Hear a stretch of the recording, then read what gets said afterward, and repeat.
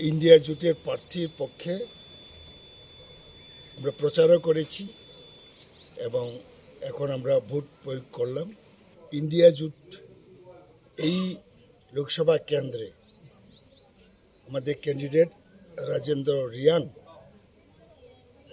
ভালো ভোটে জিতবে।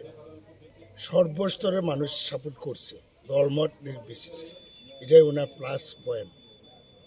এটা সাংঘাতিক ব্যাপার, কারণ সিম্বল আরেক পার্টি, ক্যান্ডিডেট আরেক পার্টি, এইসব ব্যাপার নিয়ে ট্রাইবেলের মধ্যে নন ট্রাইবেলের মধ্যে ক্রিয়া করছে।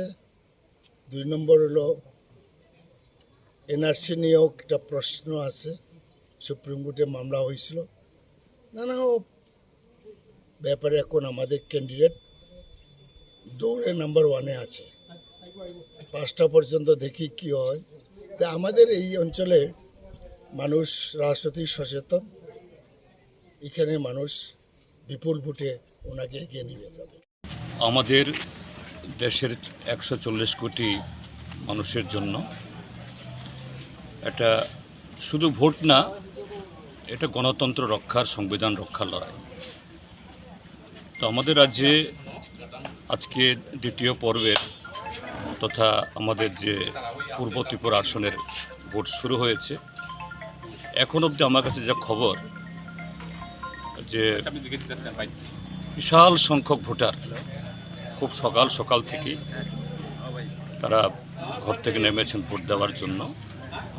শাসক দল ভারতীয় জনতা পার্টি, যারা ত্রিপুরা রাজ্যের মধ্যে ইতিমধ্যেই জনধিকৃত, জনগণ থেকে বিচ্ছিন্ন, এই সরব প্রচার শেষ হওয়ার পর থেকে বিভিন্ন জায়গা থেকে পশ্চিম ত্রিপুরা যা করেছে, এখানে করার চেষ্টা করেছে আমাদের এই সাবরুম বিভাগেও।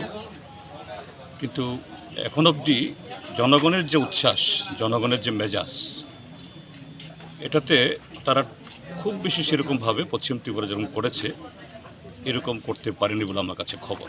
তারপরও কিছু জায়গাতে আমাদের পোলিং এজেন্টদেরকে এই বুথে ঢোকার থেকে তারা এদেরকে বিরত করেছে। কোনো জায়গাতে প্রশাসনের তরফ থেকে প্রবেশনে জানানোর পর দ্রুত অ্যাকশন নিয়েছে।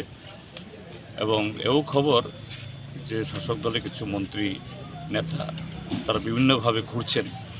আমাদের কাছে খবর আসা মাত্রই আমরা প্রশাসনের নজরে আমরা আনছি, কোন জায়গাতে ব্যবস্থা গ্রহণ করা হয়েছে। যাই হোক, দেখা যাচ্ছে যে লাইনে যেরকমভাবে ভিড়, এটা গণতন্ত্রের প্রতি যে মানুষের আস্থা। শাসক দল চায় যে মানুষ ভোট তাদের না দিক, তাদের হয়ে ছাপ্পা ভোট দিয়ে তারা সেরকমভাবে প্রতিনিধি নির্বাচিত করবে। হয়তোবা পূর্ব ত্রিপুরা আসনে এটা সম্ভব হবে না।